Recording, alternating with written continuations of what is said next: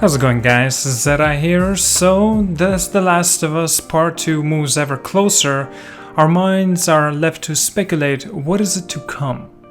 We wonder what the author over at the Naughty Dog have in store for us in a long anticipated sequel of one of the gaming's best crafted stories. We can just unfortunately estimate right at the moment. However, we were guaranteed that more would be uncovered as closer we get to its release. Up to that point, we're left with just one of the deepest desires. Well, as we know it, Tommy was first acquainted with us in the initial couple of minutes of The Last of Us. He helped Joel survive the flare-up day. It was just an unavoidable we'll see him later in the game as well, and we did. Later we find that he has done well making due to his fallout of the contagious episodes. He has set out the community of survivors alongside his significant other, Mary. Later on in the story, he tells Joel and Ellie pair that they are allowed to remain at the asylum at whatever point they'd like. From that point forward, we never truly observed quite a bit of the Tommy. During the game's conclusion, we can see Joel and Ellie advancing back to the power plant where the shelter is found. One marvels if Tommy is yet alive, or of course if not. Prior to Joel and Tommy finished up their warmed discussion back in the base, it was assaulted by bandits. And is this just a typical event? Could Tommy still be back at the base? Might he be able to have gotten ambushed by the scoundrels on his way back? We've discovered a lot of the outlaws as we were looking for Ellie, so it's probable that they're all over it. Tommy is an intriguing character, and I trust that he returns for the continuation so he and Joel can argue a bit more. So we encounter two time frames in The Last of Us. One being a flared-up day at the 2013 and the other 20 years after the fact. During this time, the administration began to make army bases to keep the tainted people out of and the solid people under the tight restraints. Common distress began to emerge, and from this turmoil came to the Fireflies, an extremely gathering with the objectives to fix the contamination and the re-establishing requests. The two groups did battle with each other, with the military holding on to the control sooner or later. After the enormous fight with the military, the Fireflies in the Boston checkpoint were almost gone. Their pioneer, Marlene, sends a younger lady who is normally resistant to the contamination across the nation with the certain runners to a lab where the immunization can be made. So of course, as we play through the story, we can see that the world hasn't recovered much. The vast majority of the world we see is either loaded up with the clickers, runners, or bandits. It doesn't appear as though the military has done much other than keep people inside the shelters. Maybe we could see some advancement in the continuation.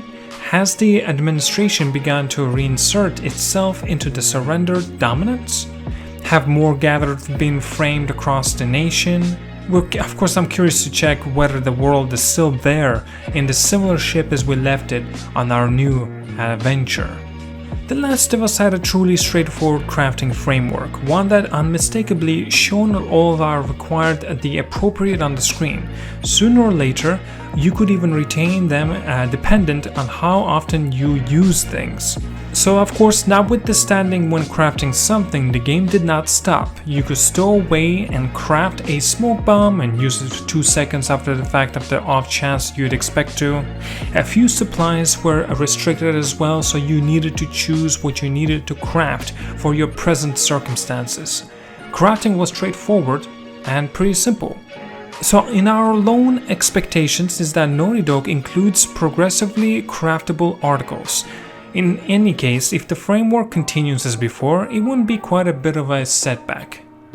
Presently, playing The Last of Us, obviously we have seen few vehicles around, that the No Man's Land worked with the bandits and the military faculty.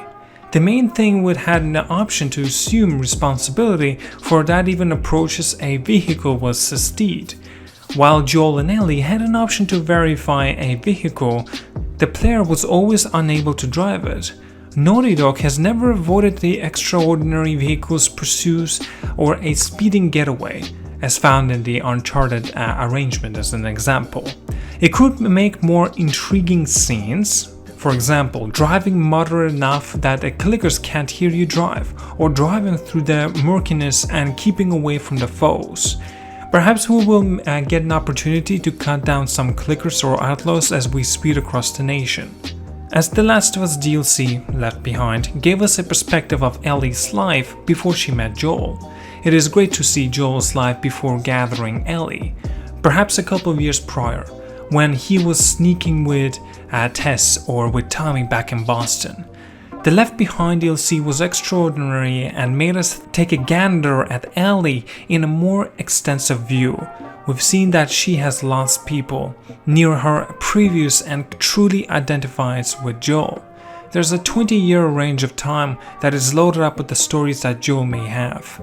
How about we trust Naughty Dog grace us with more DLC? A prevalent and interestingly close to home element in video games is to give players a chance to choose how the story closes, in light of their previous decisions. This is something that could have been finished with the first game, however, glancing back at it now, it feels like the first Last of Us was intended to have a spin-off. Decisions made by Joel and Ellie could bring about ramifications for one or the other, eventually affecting the completion of the game, urging players to return and evaluate some other of the alternatives. While some dislikes this alternative, it is something that could be joined into the story. In this no man's land, and any decision you could make could have a tremendous outcome. Towards the part of the arrangement The Last of Us, we of course assumed the responsibility for Joel as he discovered that they make an immunization of Ellie would need to kick the bucket. Refusing this choice, Joel got away Firefly custody and continued to shoot his way to her. Executing practically every one of the Fireflies, he got away with Ellie, slaughtering the Firefly chief Marlene before leaving. He then proceeded to reveal to Ellie that there were numerous just like her and that it hasn't helped to make a fix. Driving back to Tommy and Mary's base, Ellie stops Joel and reveals to him the story of her and Riley, a story which we had the option to be involved in the Last of Us The Left Behind DLC. She then requests that he promise to her that everything that he's told her was the truth, and he said yes. The game then finishes with her facing the facts.